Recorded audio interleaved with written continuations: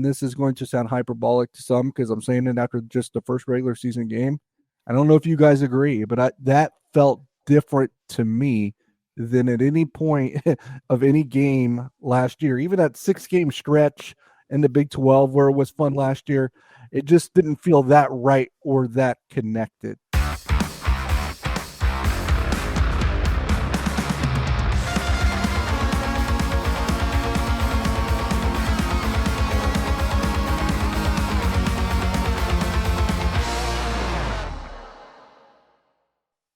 Hello and welcome into another edition of Three Ma. I'm John Kurtz, joined by Derek Young and Cole Manbeck.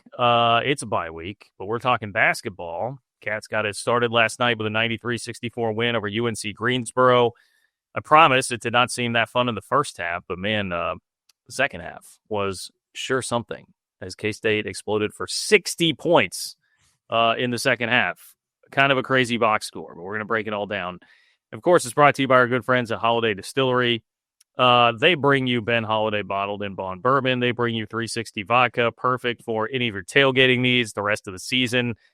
Or if you're going to be just sitting by the fireplace watching some K-State hoops, a little Ben Holiday bottled in bond bourbon goes a long way as far as that is concerned. So thank you for their help and support as always. Okay, so, 10 minutes into that game, things were not looking great. ESPN decided to crash its app, so I couldn't even see the last 10 minutes of the first half. Fortunately, I got it back for the second half because that was a lot of fun. I think a lot of our priors were probably confirmed about this team. Starting backcourt is pretty darn good. Depth in the backcourt, we'll see. And the bigs, is that more or less the takeaway from game one to you guys? Yeah, I think so. And I know you missed some of the first half. I thought they got it going towards the end of the first half before halftime is when that train really started to roll in the right direction. I mean, after they went down, I think 22-12, they had a 10-point deficit there. They outscored UNC Greensboro the rest of the way, 81-42. So, and I think there's a world, I don't think it's a certainty, but I think there is a world where UNC Greensboro is at least competing for an NCAA tournament spot out of their league this year. So I wouldn't just dismiss and say this is a terrible team. There's a chance they're playing in March as well. So I'm not going to say that Kansas State was the recipient of just playing one of the worst teams in college basketball. I think it was far from that. In fact, and this is going to sound hyperbolic to some because I'm saying it after just the first regular season game. I don't know if you guys agree, but that felt different to me than at any point of any game last year. Even that 6-game stretch in the Big 12 where it was fun last year, it just didn't feel that right or that connected. Like there is something different here that feels a little bit better, whether it be a connected team, better body language, a lot of that type of stuff. So like even when last year's team was having good stretches, there was always something you kind of knew about them that didn't feel right. Everything about that performance last night outside of maybe the start felt right and felt legitimate and felt like they were maybe building towards something. And Coach Tang kind of mentioned that he thought, that first a handful of minutes was kind of them feeling tight. That maybe that was what it was. I thought it was a team that was still trying to figure out UNC Greensboro because they weren't even able to game plan for them. Yeah, I mean, UNC Greensboro had won 20 games each of the last 3 seasons or more. They went 13-5 in the Southland Conference last year, 12-6 the year prior, 14-4 the year before in the league. So, they're a solid low major program. Mike Jones, a really good coach.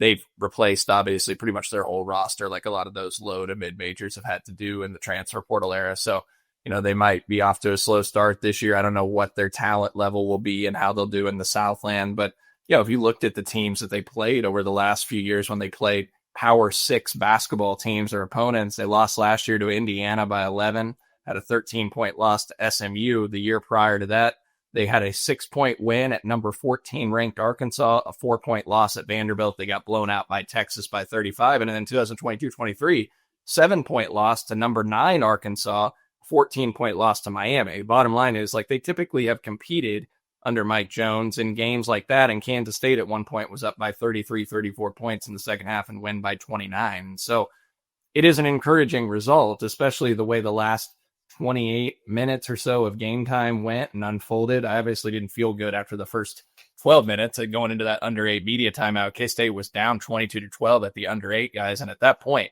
K-State was 5 of 18 from the floor, under 28%, 1 of 6 from 3, had 8 turnovers, and was outscored in the fast break 4-0. In the final 28 minutes of the game, they scored 81 points, went 13 of 21 from 3, 29 of 49 from the floor, 59%, somewhere around there, and had 26 fast break points. So they got out and ran. Nick corrected me. They're in the Southern Conference, not Southland. I forgot there's differences there. But how dare you, Cole? Do you pay attention to any of this stuff? Come on, man. There's 3 of those teams: UNC Asheville, UNC Wilmington, and UNC Greensboro. And for some reason, all 3 of them are in a different league. Yeah. So they got it absolutely cooking in the final 28 minutes of the game. And John, to your point on the starting backcourt, the affirmation we got from this game is when those 3 guys are clicking, Kansas State can beat a lot of good teams, and they can be really fun to watch. I mean, and I don't think it's realistic to expect Nate Johnson to shoot the way that he did last night, obviously game in and game out and consistently do that. But I think he's a hell of a good player, and we could talk about his performance. But guys, the starting 3 guards of Abdi Bashir, Nate Johnson, and PJ Haggerty combined for 65 points, went 24 of 42 from the floor, 57%, 11 of 19 from 3, 58%, had 14 assists and just 4 turnovers. So a really good stat line from your 3 starting guards. Yeah, couple of things here. One, Cole, who did you say UNC Greensboro's coach was? Is it not Mike Jones? Is it Who? Oh, okay. All right. So thought I misspoke there, just like I did on the SoCon. No, you got it right.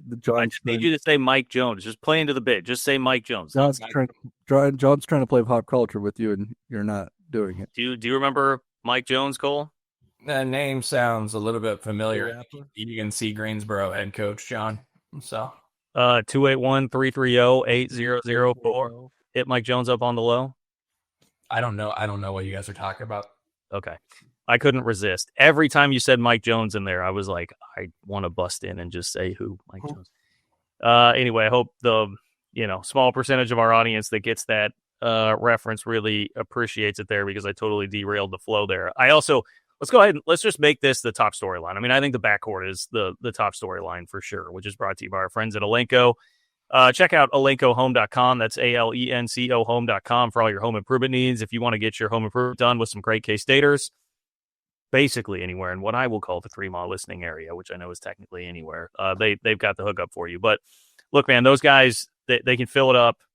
As Cole said, if they get red hot, that's going to be the fun thing about this team. Like, I think there will be a lot of variance in what you can get out of them. Like, they're not going to shoot 14 of 27 from 3 every single night, right? So you could have some really frustrating games, but you can also, I look at this and I'm like, hey, remember that game at Texas that Marquise and Keontae played?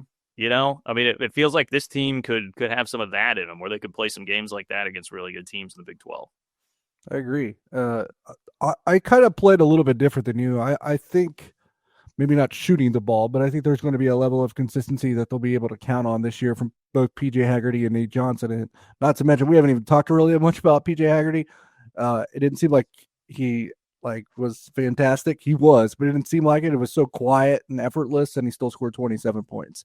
So that's impressive. I kind of group Kostic and Bashir together, to be quite honest, because they're like the microwave ovens offensively for the team. And I know Bashir has shown more of that than Kostic at this point, but I think they're similar players in that Kansas State, their ceiling is probably going to be dictated by those two, which I think is strange to say, because I think in the past I would have just said, well, it's going to be dependent upon how far the All-American can carry them, and maybe there's an argument to that in a debate to be had. I think it's going to be how consistent can Kostic and Bashir become by the thick of the season, and how willing are they to develop and grow on defense, because they're kind of similar players in that regard, that their gap and their trajectory and space to where they have to improve is mostly on defense. And I mentioned it, but I think there's probably going to be nights where those two don't make anything and give up a lot of points because of that flaw in their game right now. And Kansas State becomes a little bit vulnerable to maybe an even bad team at some point. There's also going to be nights where those two hit everything, score 20 plus a piece probably, and Kansas State scores 100 on a very good team.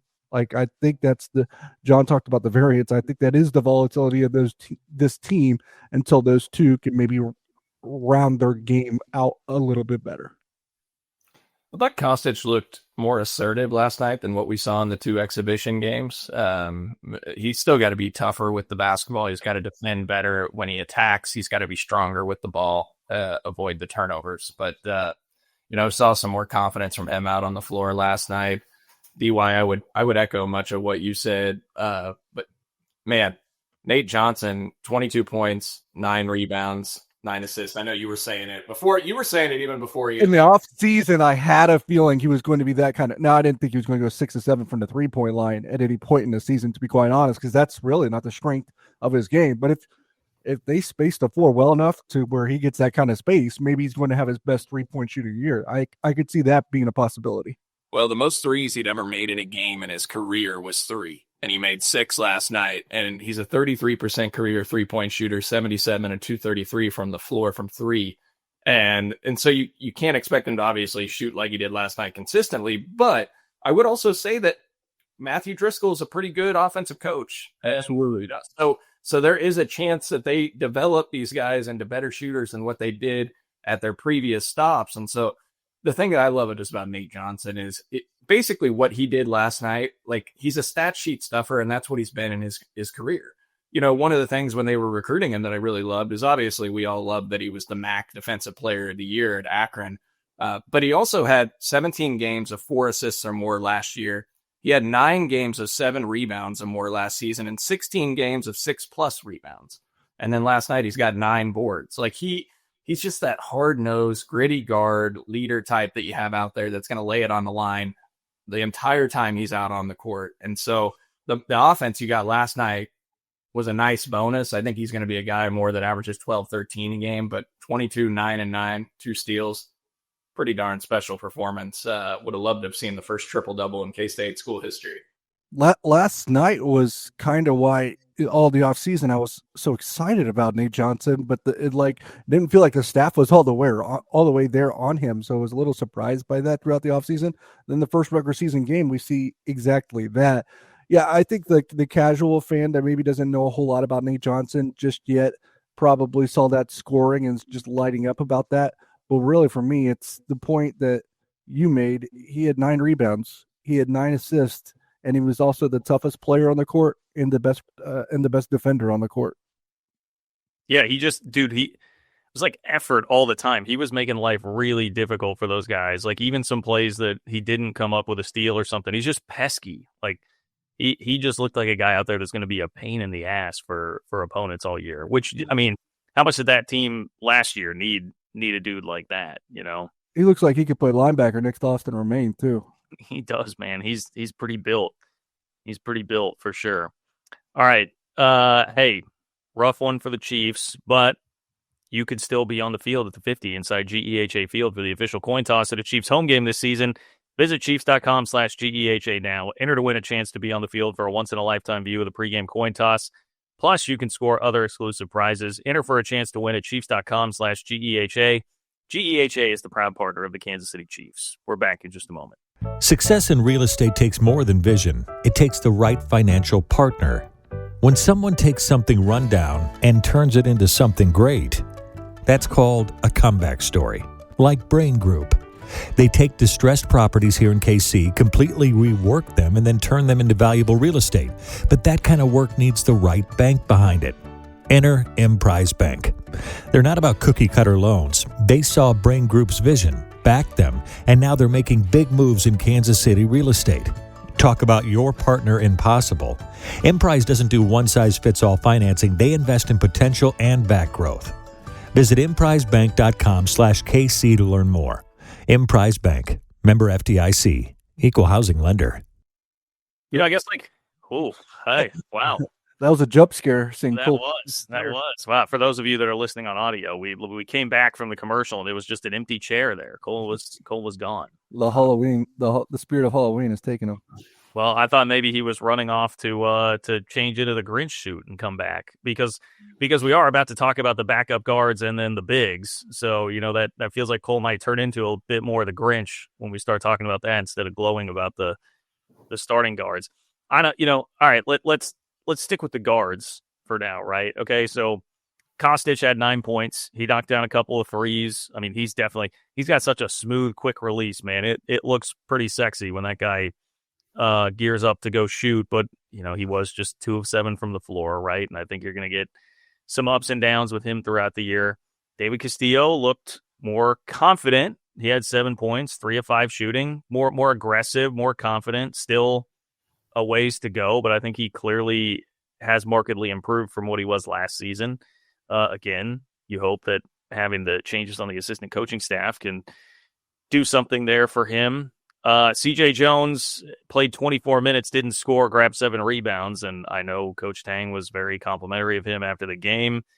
DY, your thoughts on what they have behind the starting 3 and how that's going to work this season, because they're going to need, they need at least one of those guys to turn into somebody pretty reliable by the time conference season comes around. My guess is it's going to be a little bit like last night, where both are going to tend to play a little bit, especially if you're going to go 4 guards that much of the time. I think both of them are going to have to play to some extent. Last night, and even in the exhibition, I was probably more impressed by what David Castillo gave the Wildcats, to be completely honest. He seems a little bit more ready for the moment, not overwhelmed by the stage this year. You could tell he's a little bit bigger. Like, he's never going to be as big as CJ. CJ's 6'5". David Castillo is not going to magically become 6'5", but he's a little bit thicker. Like, he's not. Looks like he belongs on the floor a little bit more. Knocked down a 3 last night with some confidence. So there is some light bulb coming on a little bit there, in my opinion. But still a good ways to go to get to the point where they need him to be. I was less impressed with CJ Jones. I understand why Jerome Tang would compliment him. He had the 7 rebounds, and this is a team that needs to emphasize rebounding going forward, especially after their first couple exhibitions. So emphasizing a certain statistic, I think, maybe resonates in the locker room. So I totally get that. CJ Jones, I would have felt a lot better about his night if he wasn't as reckless, with the ball in his hands sometimes on the offensive end. I didn't think that he had a good feel for when to kind of push it and when not to. But I also, again, I understand that if you're going to go to a 4-guard lineup, it makes more sense on the surface to use CJ Jones. And Cole and I were talking about this before the show. It makes more sense to use CJ Jones in a 4-guard lineup than David Castillo, because you already got 4 guards in a lineup. If one of them's David Castillo, then you're becoming really, really small when trying to go small ball. So in a 4-guard lineup where you're going small ball, CJ Jones does make a little bit more sense. I get that. CJ Jones had the highest turnover rate on the team last night outside of Stephen Osei, who's a big, and had a 91.6 turnover rate, which is far too high. But again, he's a big. So out of your guard, CJ Jones, in turnovers, he had a 39 offensive rating, which is really bad. He was worst on the team according to Bart Torvik's metrics. I would have honestly thought Dorian Buka would have graded out that way. He really struggled, but it was very minimal playing time. Which we can get into that as well. Kostic, guys, led the team, though, with 4 turnovers. Again, he's got to get tougher with the basketball. Yeah. The thing that I liked from Castillo last night is it felt like when he drove with a purpose. When he attacked, he looked to score or dish. And last year, it felt like he was hesitant when he did drive the few times that he did, and he struggled, in the interior to finish. And it very small sample size. I think we all can acknowledge that. But definitely some signs of encouragement there. And then, when you look at the big picture, guys, of just the offense in general, they have played 3 games, 2 of them being exhibition. They have scored over 90 points in all 3 games. And so we talked about Matthew Driscoll and what he would bring to this team and the offensive pace and the shooting, etc.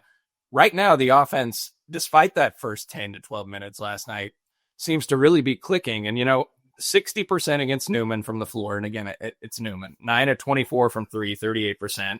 49% from the floor against Missouri, 33 of 67, 10 of 28 from three, 36%. And now you go 14 of 27 against UNC Greensboro from three, 51%, and shoot, 50+% from the floor. I mean, it's really encouraging what you're seeing right now from, just the offense. And they had 80 possessions last night. So the pace was really solid. I mean, that's a high possession volume. I think Coach Driscoll said on the pod with us that he wanted to be around 72, 73 was kind of the sweet spot, but it could vary. And last night they were at 80. I think they've been above that 72, 73 in all three matchups so far. Yeah. Well, they haven't defended very well, except for last night, which is the defense. I wouldn't say they are a terrific defense even when they play their best ball, but they can make it tougher on you than what they showed the first two exhibitions. And I have this written down as one of my notes, so I'll just get to it right now. I wrote about it before the game, but I was like, be careful in trying to eviscerate the defense just based on the two exhibition games, because the defense will probably be inherently better once you can play your best defender, Nate Johnson, for 30, 35 minutes.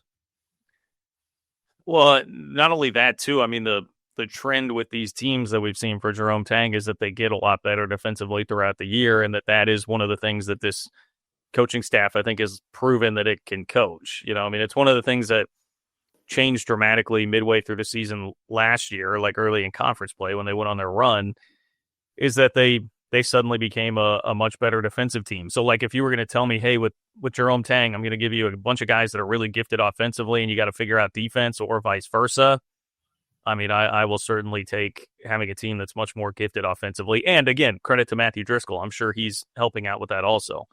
But I'd rather have this than the opposite problem. And maybe some of that is just, the devil you don't know versus the devil you do know. I mean, how many Bruce Weber teams, scored 50 points in multiple non-con games, like, going to Tulsa scoring 53 points because they were great defensive teams. Like, I don't, just got old watching that. I'll take give me the high flying, Loyola Marymount sort of deal here. You gotta be careful. I think we have to adjust some of our raw numbers and expectations in terms of turnovers and points allowed, because it's going to feel higher when you have a lot more possessions too. Yeah. I like the way they got out and ran in transition in that last 25 minutes or so. They always look to push the pace. They look ahead, look up the court. They got down the court quickly, which again, when we did the pod with Isaac Trotter at CBS Sports, one of the things he loved about the guard trio that Kansas State had attributed and assimilated was the ability to have those guys like Nate Johnson, PJ Haggerty that are downhill guards, get to the rim, get to the foul line. And Nate Johnson, I don't even think attempted a free throw last night, nor did Abdi Bashir. PJ Haggerty is going to be a free throw merchant like Shai Gilgeous-Alexander in the NBA that you see with the Oklahoma City Thunder. So, yeah, I think there's a lot of things to like there. Defensively, UNC Greensboro under 38% from the floor, a marked improvement from what we saw in exhibition play, though. I mean, look, again, UNC Greensboro missed some open shots, some shots that Big 12 teams are going to hit and other high-caliber teams. So it's a very small sample size that we're looking at here, one game, and how we react to it, but that's what we have to work off of. And so the other thing I would say, guys, is I texted you guys when they got up like 58-45, 61-45. And I said, let's see if they show signs of maturity here and keep their foot on the gas. And they did.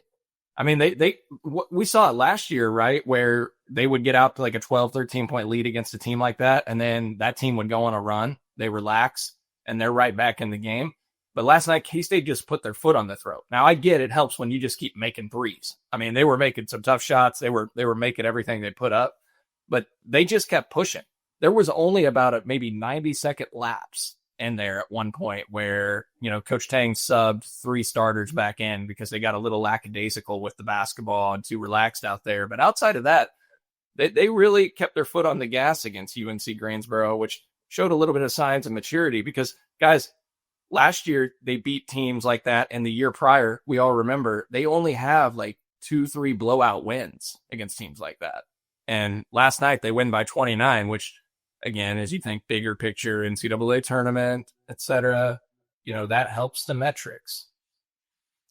I literally had a thought in the first half last night, Cole, when things were not going well, and I was just like, God, like, can we get one of these? It feels like the entire Jerome Tang era. Like none of these non-con games, I guess I'd have to really think back to like Marquise and Keontae. But the last couple seasons, I mean, there was the Tyler Perry team that was beating everybody at the last minute, that was going to overtime or hitting threes at the buzzer to beat every single. I was just like, can I just sit and relax and watch my basketball team like blow somebody out?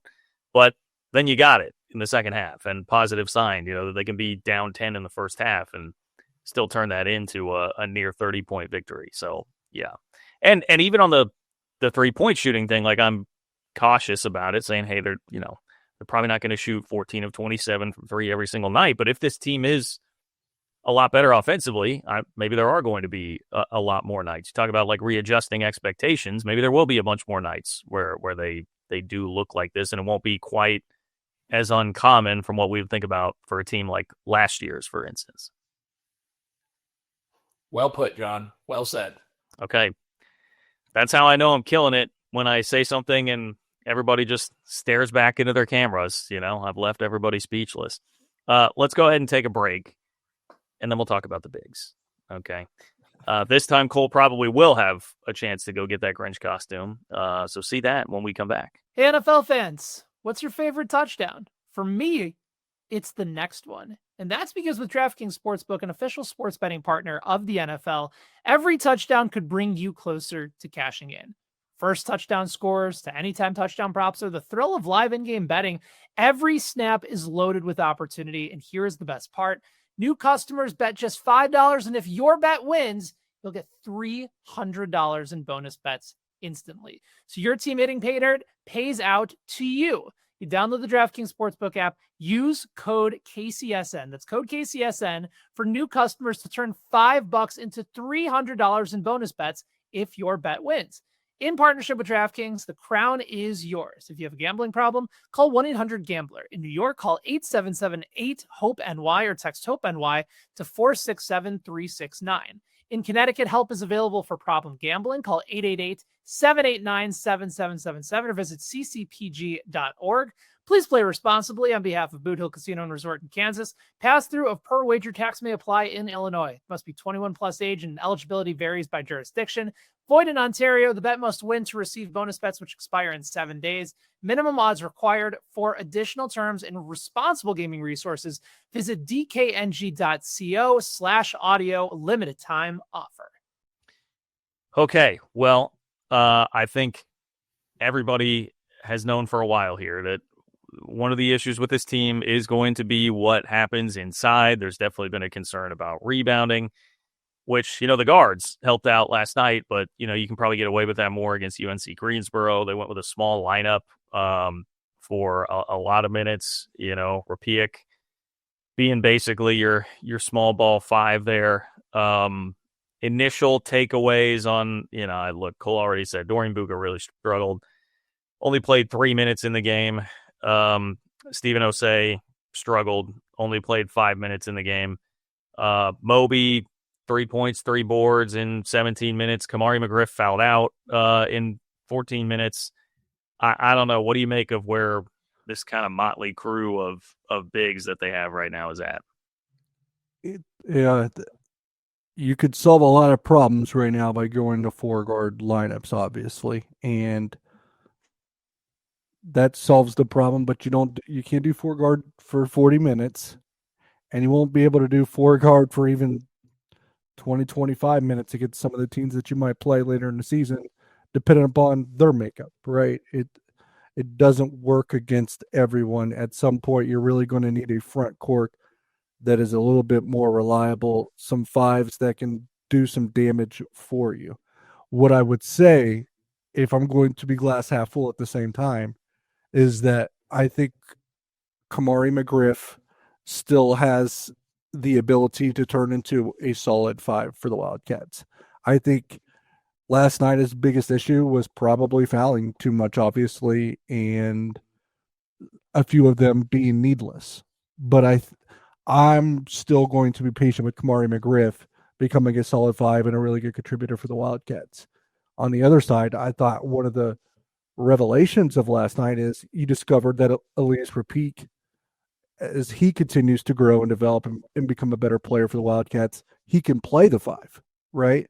So if you do get into a situation where the other guys just aren't getting it done, they're not reliable, you can't count on them, there is I think a situation where you've raised your floor a little bit if you can count on a platoon of McGriff and Rapiak at the 5. I think they're still, I'm a little bit surprised we didn't see it, but they didn't need it because they rebounded a lot better last night. But Taj Manning, just because of his rebounding ability, there's not a whole lot else he will give you, but he will play hard and he will rebound. So I think there's probably some minutes to be had for him at some point as the season grows along. But unlike most, and I know I'm probably being too optimistic, I thought there were actually some good signs to be taken from the game, and this is going to be a weird way of putting it. One of them is the coaching staff realizing Buka was not the answer and only played in 3 minutes. I think one of the encouraging things was just recognizing going to the 4-guard lineup and not forcing it with the bigs, right? Because I think that's probably what they're going to have to do more of. Now, to your point, DY, if you watch Arizona play Florida the other night, Koa Pete, the bigs that Arizona has, Houston, like you're not going to be able to do that all the time against some of the teams you're going to face in the Big 12. And so I am concerned about what they have in the front court. I think everybody is K-State fans. And we recognize once the Tyreek Smith waiver didn't go through that this was going to be an area of concern that could be problematic for them. And last night didn't really ease my concerns. Look, guys, I mean, the bigs, when you count Moby, when you count Rapiak and Doreen Buka, et cetera, they combined for 60 minutes of play. They have 12 points on 5 of 9 from the floor and 14 rebounds. Their leading rebounder from the big spot was Rapiak with 4? Is that right? Moby had 3 boards, I want to say. Yep. Yep. You're correct. Yeah. I mean, your guards out-rebounded your bigs. CJ Jones had 7 boards. Nate Johnson had 9 rebounds. So Kostic had 5 boards. Yeah. So again, I thought Kamari McGriff showed that he can be serviceable. I think McGriff can be serviceable. The ideal world that we all thought when, the Tyreek Smith stuff was going on was Tyreek Smith's your starting 5. McGriff can be okay as your backup 5. But him having to be your starter is not ideal. He's not that big in the grand scheme of things in terms of size and length. So there's a reason to be concerned with what they've got in the front court. Now, again, could they still add to that? Like, I don't know. Like, we know Coach Tang told us that they were turning over every rock previously back in, 6 weeks ago when he came on the show with us. So I'm sure they're still doing it. Louisville just added a guy like 2 weeks ago from the G League. So we'll see if they can get somebody in that could maybe contribute by Big 12 play. But I think they're obviously lacking there. Can they just find one of these big fancy pants lawyers that has sued the NCAA time and time again and just sue them over Tyreek's waiver? Can you sue him and then while the case is going, just have him play and then, worry about the consequences later? Can we do something like that?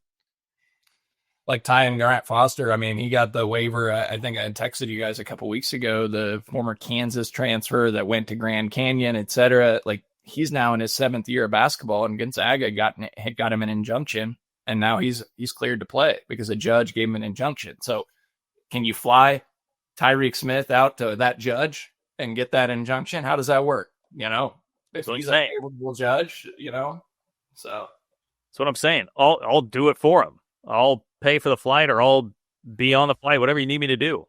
John, we'll 3 Mall will pay for it. DY will be in too. Yep. We'll contribute. We'll send the 3 Mall jet to take him out there.